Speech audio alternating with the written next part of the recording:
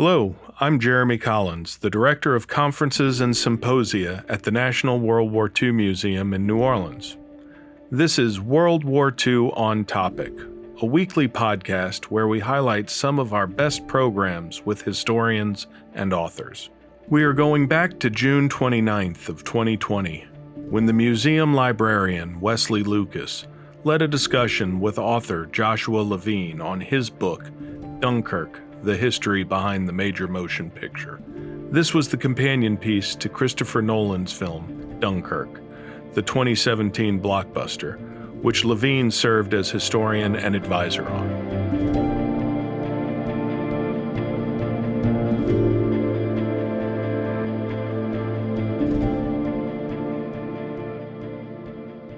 Welcome to another live author talk for the National World War II Museum's official book club, Read to Win the War. I'm Wesley Lucas, a librarian at the National World War II Museum in New Orleans. For June, the book club has been reading two books, actually, to commemorate the Battle of Dunkirk, which ended 80 years ago this month. For the basic background, we read the classic history, The Miracle of Dunkirk by Walter Lord. And for more context and detail from recent research, we read Dunkirk, The History Behind the Major Motion Picture by Joshua Levine, who has kindly joined us today to discuss this pivotal event in history. Just a quick intro.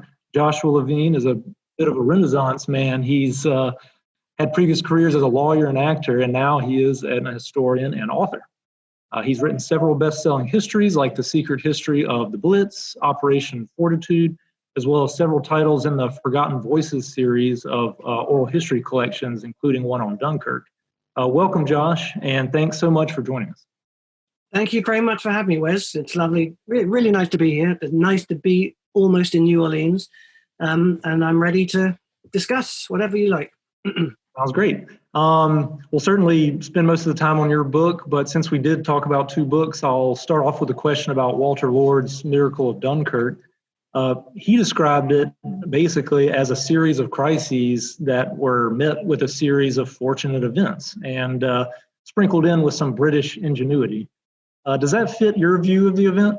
I think it does. What I particularly like about Walter Lord, I like, it's very, very well written. It's very easy to read. It's very, it takes really, a huge, it was a complicated event. And there was so much happening, so many different kinds of things happening. And he makes it very, very understandable. And I think that is quite a good description. There was, what you've got to sort of remember about the evacuation, first of all, the defeat. Well, the first thing to remember is it was a defeat. The Battle of France was a terrible defeat. And Churchill, in his speech in Parliament on the 4th of June, didn't try and hide that fact. He said wars are not won by evacuations. He called it a defeat. But at the same time, nobody in Britain was expecting to have to evacuate the army almost immediately. So it was very much an improvisation. And it was, there's this idea, the British like to think of themselves as best when they're unprepared, when they're amateurs, when they're, the backs to the wall, when they're improvising. And so in a sense, it sort of played into the British idea of who they are and when they're at their best. There's this idea that British only ever start wars very slowly. They start badly and then they turn things around. But the fact was, it was an improvisation. It had to be improvised very, very quickly, the evacuation. And on that basis, it was a magnificent success in that, it was pulled off. But it was also pulled off with a lot of, there was a lot of fortune involved. If you look at various different elements from the weather, the fact that, the sea for most of the evacuation was calm, which allowed the little boats to come in, which allowed the ships to go. If you look at the fact that there was cloud cover, even though the weather was good, so the Luftwaffe, for a lot of it, couldn't bomb. There was also the smoke coming in, which covered, again, stopped the Luftwaffe. You had the halt order, Hitler's halt order, stopping, well, first of all, Rundstedt stopping the tanks on the 23rd, and then Hitler confirming it on the 24th. So you had a lot of elements that came together, a fortune, if you like, that came together. But then it still had to be carried out. And it was, well, another element, which is somewhere between fortune and genius, was the bringing of the mole into action. The Luftwaffe had bombed the harbour basically into oblivion. The harbour, all of these soldiers had retreated back into Dunkirk, which was the only port available, and then the Luftwaffe put the port out of action. So when William Tennant, who was the naval man in charge at Dunkirk, arrived on the 27th, he had this dilemma, what to do. The port actually isn't working.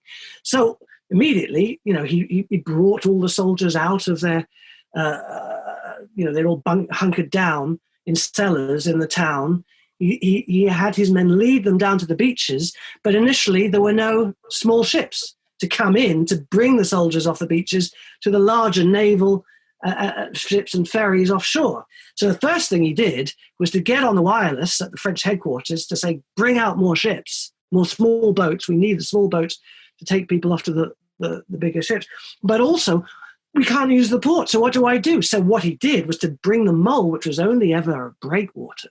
It was a mile long, but it was to stop the harbour silting up.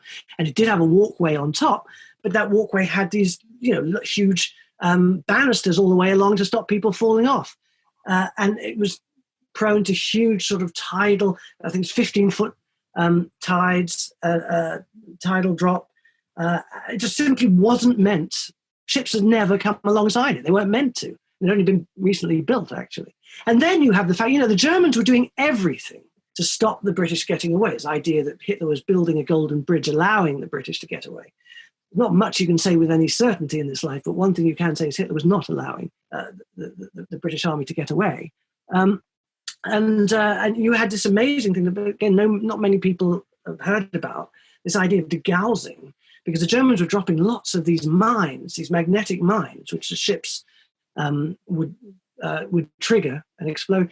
And just shortly beforehand, this scientist called Goodeve had discovered basically two ways of putting these mines out of action. One, by sweeping the routes, so two ships basically trailing behind them things that would set off the mines, and another by passing coils over the ships, which actually demagnetized them and meant that the mines wouldn't set them off. And so only two ships were sunk by magnetic mines when it could have been dozens and dozens of ships. Again, good fortune or genius, somewhere in the middle.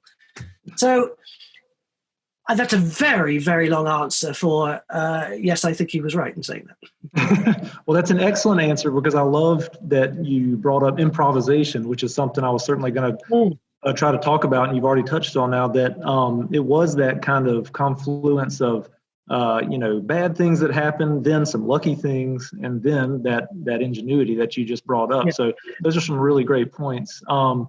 I guess to back up just a little bit, how did they find themselves kind of in this situation? You did a really good intro in your book that set up context that maybe the Walter Lord book was lacking. You discussed yeah. Sorry. Go ahead. No, it just seemed to me I was in this book writing for a different audience to Walter Lord. So Walter Lord was writing a while ago for people who understood the context. They'd grown up with the context. Most of them were alive at the time. And if they weren't, then they were, their family members. It was something that people grew up just knowing about. And I think if you're writing, well, first of all, this was strictly speaking, a film tie-in. So I was going to be writing for a lot of people, kids really, who hadn't heard, didn't know anything about the Second World War, let alone Dunkirk. So I had to put that in. I wanted to put it into greater context. But also, even if you're writing for a relatively knowledgeable audience, I don't think you can take things for granted now the way you could when you were writing earlier, in the 20th century about First World War, Second World War, things. Because I think now things that people took for granted, it was kind of in their DNA that they knew these things. They knew why people, they just knew why people from that generation behaved why they behaved. Nowadays, we don't. we need a kind of introduction to that generation to explain, even the simpler things, why people did what they did, why they thought the way they thought. And so I think, without hammering it home, you don't want to be, patronizing about it, but at the same time, you do want to create a background. You want to, be as atmospheric as you can and try and explain the thinking of why people behaved and said and did the things they did. So you just have to go, just a little further than maybe Walter Lord had to. Give a bit of background, who these young men fighting each other would have been. So that's where the first, chapters came in. And I think that is actually, quite important. And also then I wanted to go into really a lot of detail. Dunkirk is not just the evacuation. That's kind of the sharp end of it. That's the sexy end of it, if you like. But actually, it's the story of the Battle of France. Why did the British Army need evacuating? Why were they there? So the whole story, which I think is just fascinating, of these young men joining the army. They've been brought up. I'm talking from a British perspective at this point. I'd also talk about the Germans in the book, but they joined the army. They've been brought up during a depression. So, maybe it wasn't quite as ferocious in Britain as it was in the States, or for that matter, in Germany. And most of these people have been brought up, well, first of all, they've certainly never been abroad before. This was a wholly new experience for them. But they also, many of them have been brought up without regular meals. And the army actually had certain attractions that, maybe we don't think of today. To have regular meals and a roof over your head was not nothing back then, and then again, you joined the army, and you did get this sense of adventure. You were going to do something. You have these sort of dual reasons. For some people, they joined because it was security in an insecure world. For others, it was a sense of adventure in a world that didn't offer enough adventure. So you have a lot of these young men going across to France in 1939 and into 1940, never been abroad before, no idea what is abroad. People eat differently, people talk differently, So, I found these wonderful stories of just at the very beginning of the soldiers arriving in France, so excited about what is this foreign place going to be like. Some of them ending up really disappointed that it's actually not that different from England. You had people. One officer said that when the train started rolling through the French countryside, all the men got up staring at the wind through the windows. What is it going to look like? And a bit disappointed that the houses, were square and they had roofs, and it's kind of the same. And so there's a lot of that sort of, the novelty of it. Bear in mind also, these soldiers are going out, barely a generation after their fathers and uncles had gone out to the same places in the First World War. So they were going around, while they were basically, because nothing happened initially, they just dug themselves in France and then were tourists, really. They were mixing with the French people. I talk in the book about one man who married a French woman while he was out there. And they were seen as kind of, as a rule, not always, but as a kind of saviors, coming to France to help the French resist the Germans. So they were very welcome. They tried new foods. Some didn't. Didn't think much of wine. They drank beer. Wine, I don't know, what is this wine? It's not for us. But they were also going out to these places that their fathers and uncles had fought over and sometimes talked about, sometimes not talked about when they came home. And the trench lines from the First World War were still there, and they like us today. When it's a very English thing to go out to the First World War battlefields. They did the same thing. They went to the cemeteries and they saw family members in the cemeteries, and that for them had the kind of added poignancy that when we go, it's very somber. It's it's interesting and it's also somber. But for them, they might face the same fate. So it had this added element to it. And I just thought it was worth talking about the beginning, even before the fighting started. And then when the Germans invaded, they came into Belgium on the 10th of May, the same day Churchill became Prime Minister in Britain. And the British went through to meet them from France, where they'd been based, into Belgium. They weren't allowed initially into Belgium, because Belgium wanted to stay neutral. They didn't want to provoke the Germans.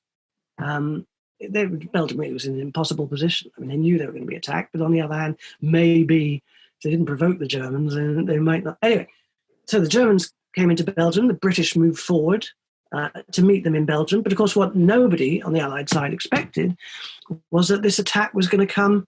That was only really a feint by the Germans. The major attack was going to come further south in the supposedly impassable Ardennes area. And the French had built the Maginot Line between the wars. The idea was the Germans will not pass. Ils ne passeront pas. They can never get through. This was a series of forts on the French border with Germany, because the French had learned their lesson. But the lesson they hadn't learned was that the Ardennes actually wasn't impenetrable. And, within days, really, the Germans had reached the coast and virtually encircled the British Army, British Expeditionary Force, and the French and Belgian armies to the north. And the battle was over before it had begun. So it's an astonishing story. And so much of the story comes before the evacuation, never mind had begun, but even had been decided on. Before Lord Gorton, who was the leader, the commander-in-chief of the British Expeditionary Force, had even made the very brave and lonely decision, which was not supported back in England by Churchill or by the people back who didn't know quite how awful the situation was. He made the decision to retreat back to Dunkirk. But before he even made that decision, so much had already happened, which had set the ground. Anyway, again, another very long answer. No, that's excellent. That's excellent context for some of the motivations that led the youth of Britain to joining up. And then you've also done well to set us up for, as you described, the entirety of the Battle of Dunkirk, which was not just the beaches, which is something about and something that the movie focused on. So you started to describe it there really well. So maybe getting back to some of the crises and fortunate events, that occurred at that point. You set up well the fact that the military was kind of ill prepared, and during that phony war period, it kind of let everyone's guard down a bit. Visiting brothels and having drinks and stuff like that. So that's a great image of what we're looking at with the British, kind of a young force, not experienced, in northern France for the first time, back on these World War I battlefields. And now here comes this newly mechanized German army just sweeping across and blowing everyone's minds. So the thing is, it's tempting to see it as this ill-prepared. The Allies, the British, the French, the Belgians, ill-prepared, the Germans mechanized, and actually it's not as simple as that. It really isn't. They were two pretty well-balanced armies, actually. The British, actually, funnily enough, a lot of the British, not a lot, but quite a fair number of the British soldiers out there were pioneers who were a lot older. These are people who, some of them had fought in the First World War, and they'd been sent out to do the digging and the sort of heavy work. So some of them were older soldiers who'd already fought. Some of them were completely untrained. They were never meant to fight. They never fired a rifle, and they suddenly found themselves, as the Germans came forward, in action. When to say they were unprepared is not even to begin. And then again, there were also some very well prepared British soldiers who were expecting to fight, who just found themselves retreating immediately and never fired a shot. So, it was chaos. But it's not as though, I think it would be wrong to suggest that the Germans were this amazing, mechanized, unbelievable, superb force that were just better and bigger and better and shinier and newer than the Allies. It's not true. They were two very well balanced. And, we think of the panzers. There's this sort of, the panzer divisions. Wow, these up-to-the-minute tanks that were better than anything. It's not true, actually. The majority of the tanks in the panzer divisions were, they had a lot of training tanks. They had a lot of captured Czech tanks. They had, relatively speaking, not as many of the latest panzers. And also the British, the Matilda II tanks, the later Matilda tanks, were actually, the Germans found them very impressive. They couldn't penetrate their armor. There's one interesting event. There are a million interesting events, but there's one thing that actually happened during. So the Germans sort of shot through the Ardennes, and then the panzers moved through towards the coast, and the British mounted a very limited counterattack at Arras on the 23rd, on the 21st of May, and that counterattack. But the fact was that the panzers had become so stretched out. They were so far ahead of their infantry, their supplies. There was a real worry that they would be the ones who would be caught out by an Allied attack, and they would be the ones who would then need rescuing, and the whole German attack would fall apart. And the counterattack was really, well, it was both immensely successful and totally unsuccessful. It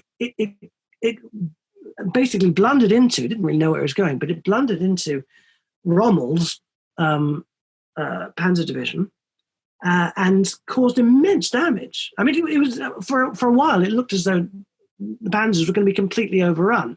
And Rommel took personal control of the situation and managed to overcome it.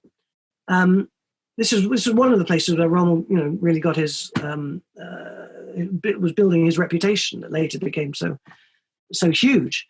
And at that point, the Germans became very, very scared of the British or the Allied potential. They'd shown already they had the strength to totally, defeat the German attack.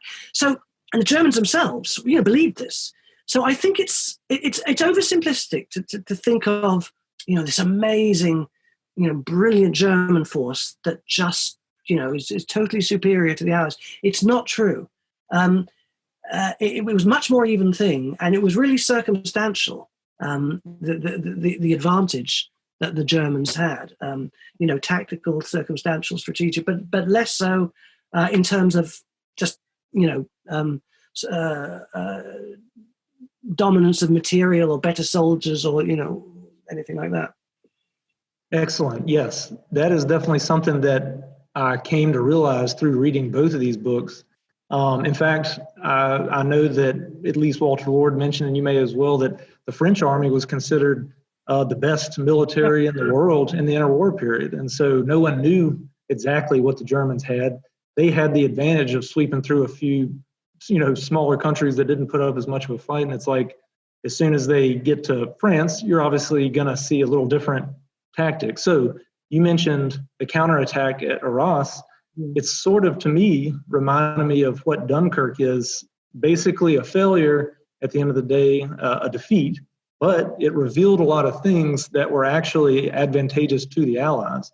Like you mentioned, it held up their attack. The Germans realized they weren't invincible. The British realized that the Blitzkrieg had limits. There was a lot of learning going on at this point. And so you also mentioned the halt order, which was, debated about being, about Göring's, desire for glory for the Luftwaffe and Hitler's, emotional decision-making. But it was a practical military decision. They had stretched their... I think that's right. It was a practical... I mean, if you think of... It made a lot of sense, initially to halt them. The tanks had got so far ahead of the infantry and far ahead of their supply lines. They were vulnerable to counterattack. Arras had shown them how vulnerable they were to counterattack. The tanks were still needed for what was thought would be a big battle south of the Somme against the bulk of the French army. A lot of the tanks were now worn out. They were out of action. The area getting towards Dunkirk was marshy, not ideal for tanks. And what use would tanks be inside Dunkirk? So there were good practical reasons for halting them for a while. Having said that, there were many German generals who just, Halder, for example, who was the chief of staff of German High Command, was just, what are you doing? You've almost beaten them. Why are you stopping now? And so, I mean, it's not, like these things, there's no clear cut. And it's absolutely right to say that, Goering got involved, and Goering knew how to play Hitler, and Goering, wanted the glory and said to Hitler, don't leave this to your generals. And it's true, they weren't, solidly Nazis. Rommel and Goering said to Hitler, let us do it. Luftwaffe, I've been with you from the beginning. The Luftwaffe is solidly Nazi. We can do this. We can destroy the British Army. We can bring it to its knees.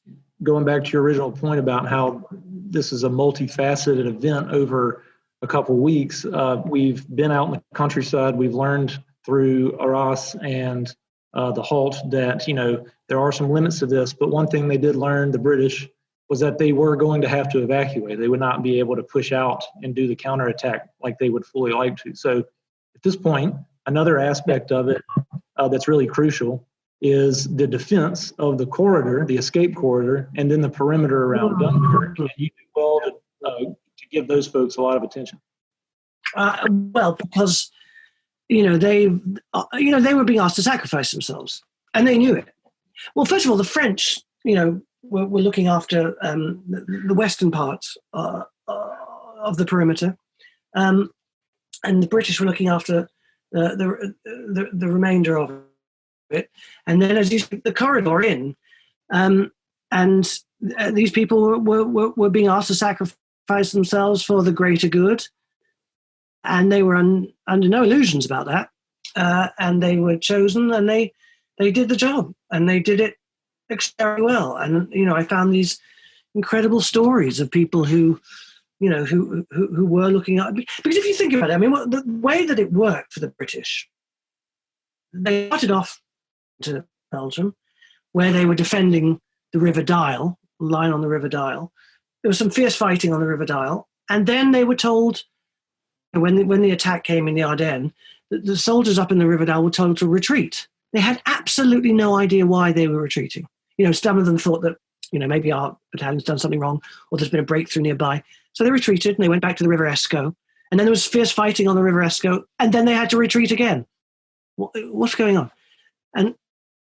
And then they started, pouring down this corridor, which was being defended, and the perimeter of Dunkirk, which was being defended. And in the meantime, you have Lord Gort, who is the commander-in-chief, making that very brave decision, send them through Dunkirk. What is Dunkirk? You're going to Dunkirk. Well, Dunkirk?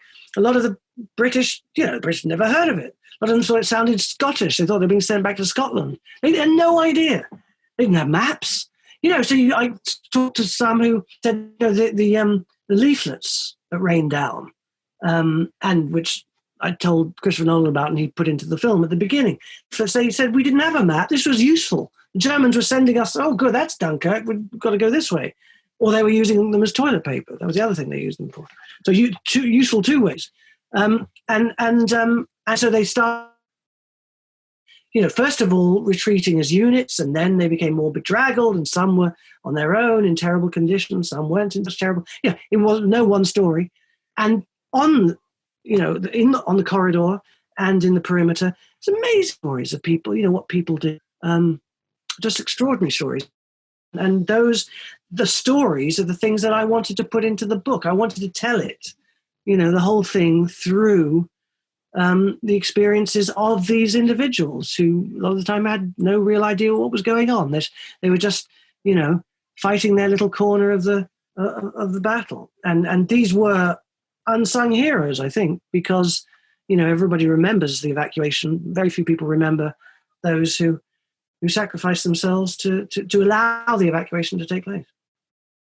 Definitely just great that you draw attention to them. Of course, we love our oral histories here, so that's another reason that your book stands out for us.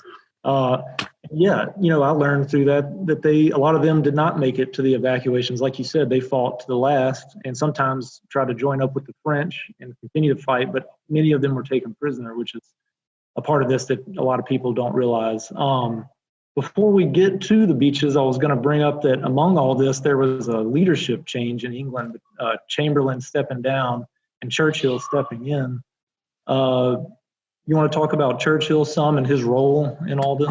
Well, all I was going to say, I'll do that quickly while the internet's on. While we got you, yeah. Basically, he says Churchill had this extraordinary power. He said, Churchill made you feel as though you were a great actor in great events.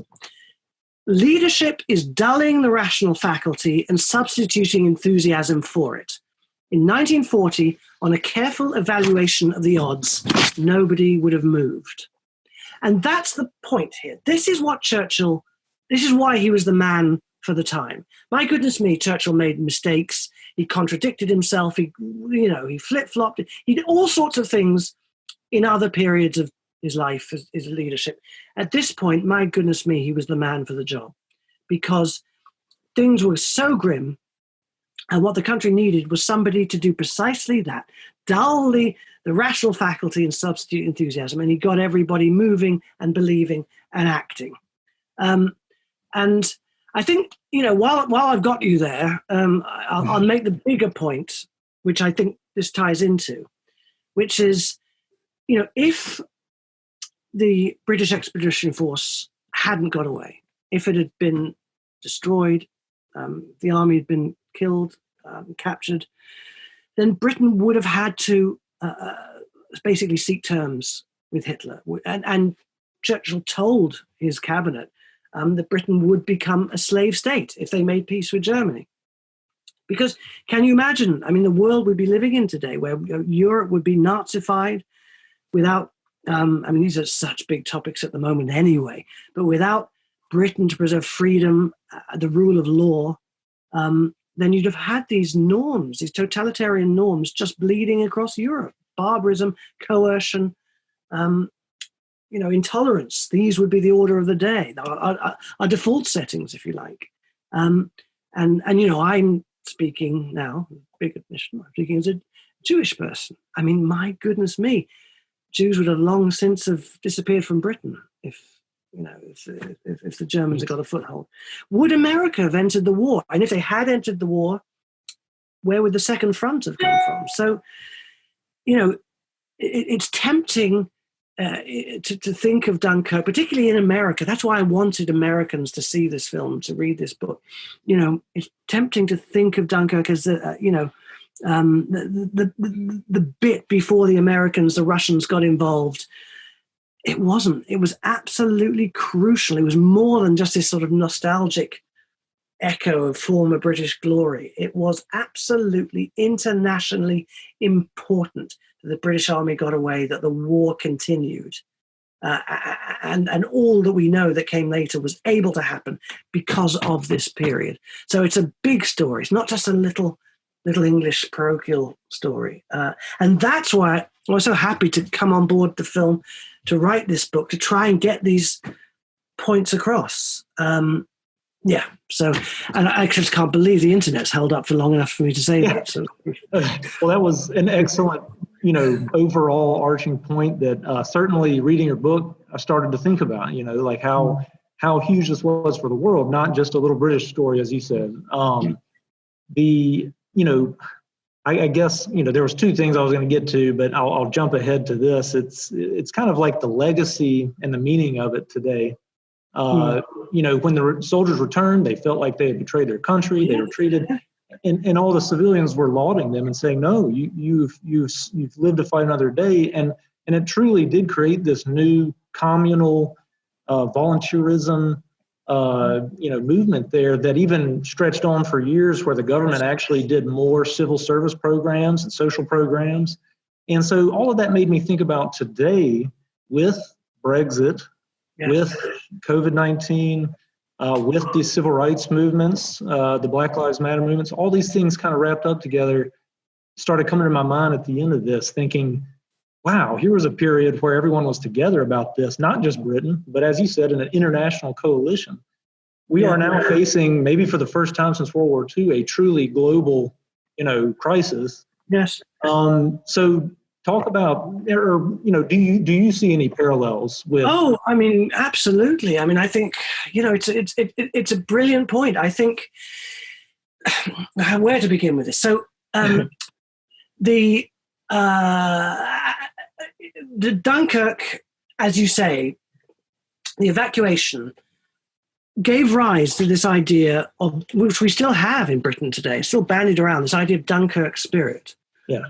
It's used very casually today. It's sort of what it means in England is, fighting, coming together when your backs are against the wall. So, when a few years ago there were floods all over Britain and people were helping each other out, this is Dunkirk spirit. That's events like that. That's when it's pulled out. And some people are cynical about it, saying, well, it was very much a government construct after Dunkirk. But actually, I don't think it was. I mean, I've really looked into this, and as you say, it was that the army came back, and the army, my God, the army was in a terrible state, and they were angry. A lot of them, they felt they'd been let down. They felt they'd shamed the country. They felt they'd been some people felt they'd been sent into something they didn't.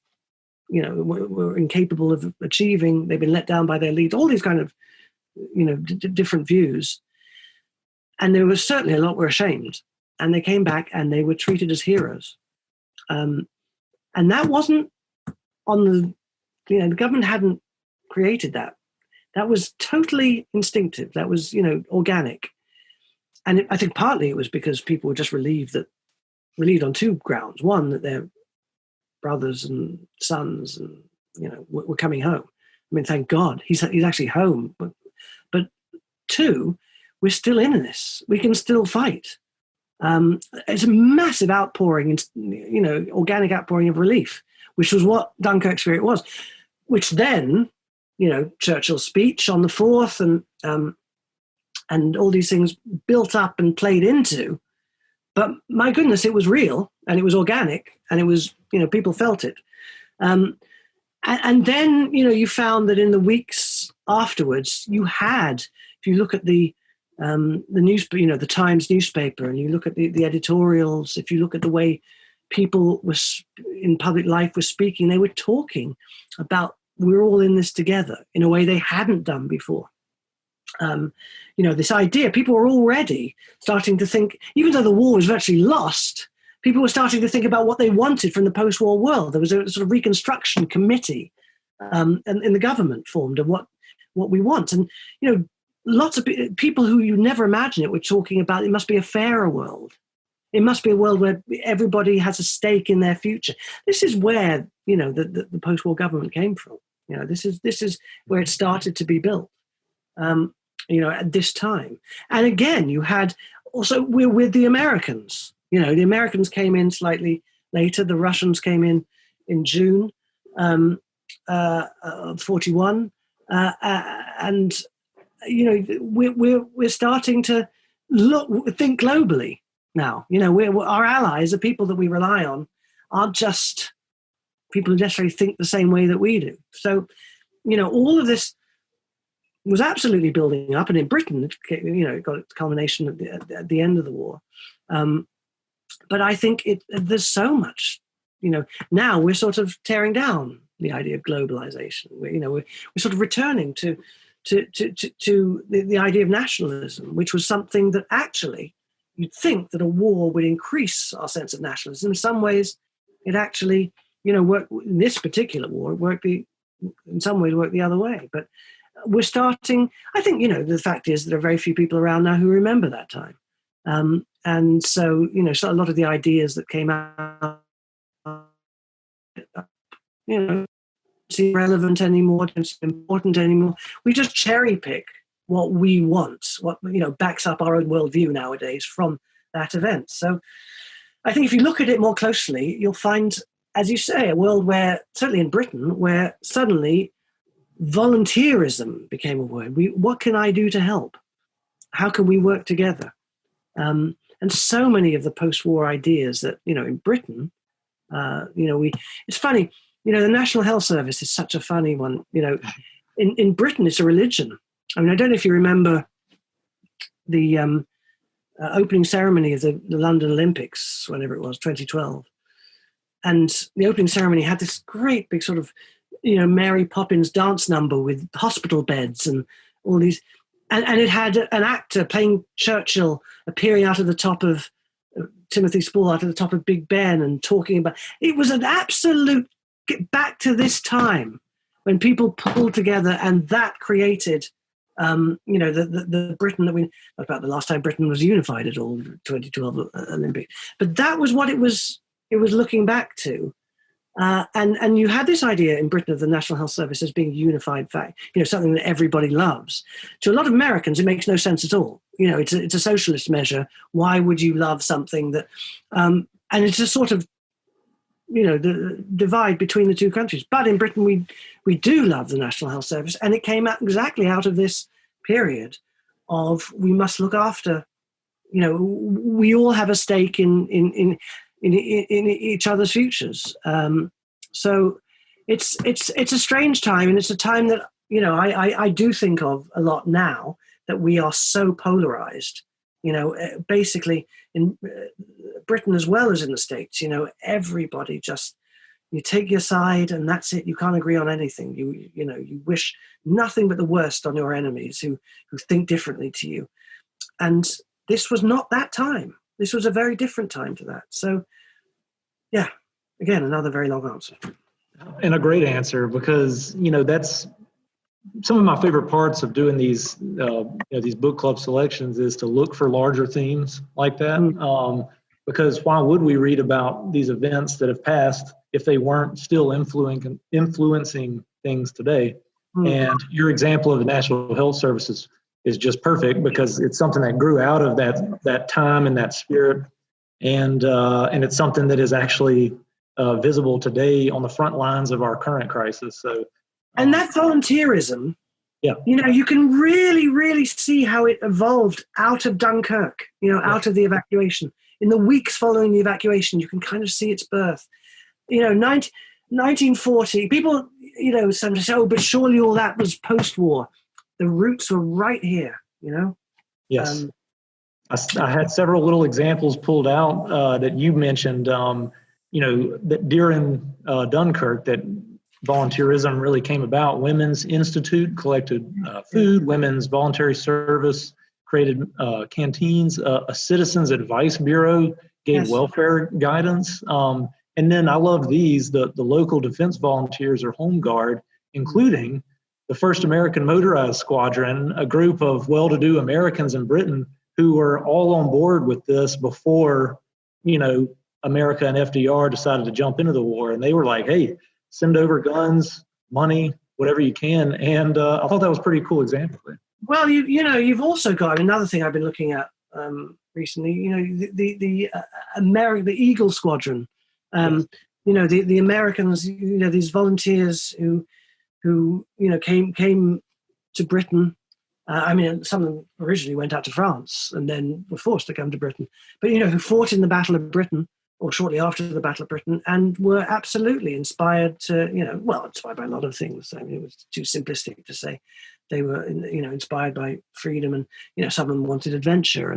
But the fact is, here they were, Americans who were coming over before America was in the war, and when in fact, I think it was illegal for them to actually come, and whatever illegal means, but here they were, fighting, because don't forget, after Dunkirk, you had the Battle of Britain, and then the Blitz coming in, close. These were all really part of a single parcel, a sort of turn of event, a single sweep of events, and a fascinating one as far as I don't know if you can hear me, but I certainly can't hear you. You're back. I got you.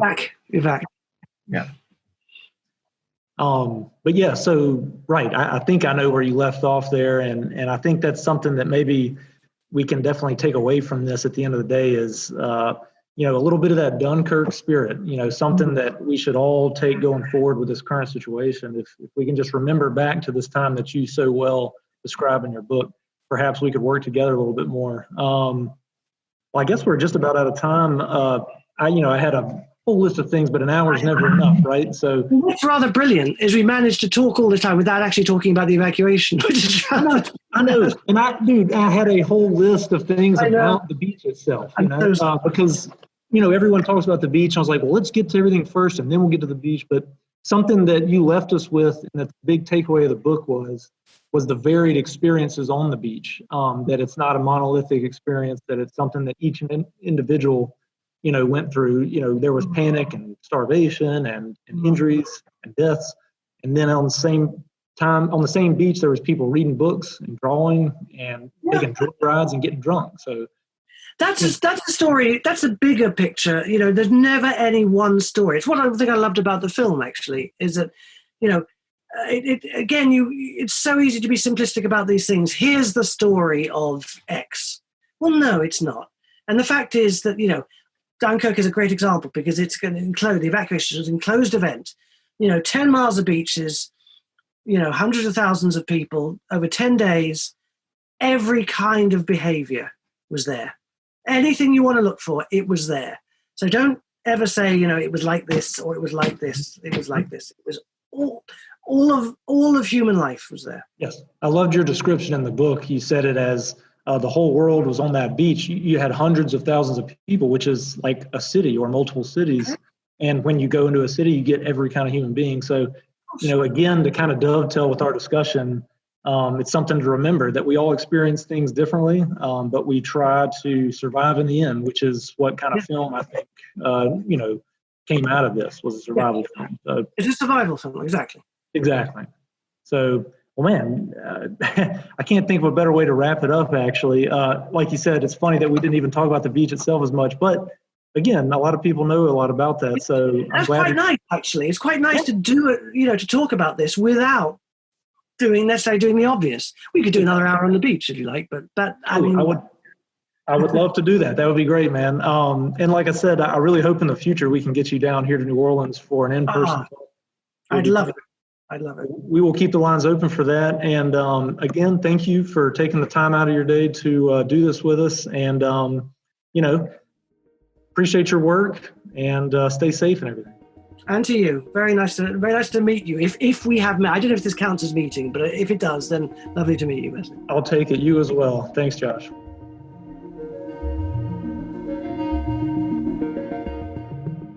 Thank you for listening. If you liked what you heard, please consider visiting nationalwww.museum.org/podcasts for more episodes. Again, that is nationalwww.museum.org/podcasts. Don't forget to rate and subscribe. We truly appreciate it. This series is brought to you by the Albert and Ethel Herstein Charitable Foundation, which supports content like this from the National World War II Museum in New Orleans. I'm Jeremy Collins, signing off.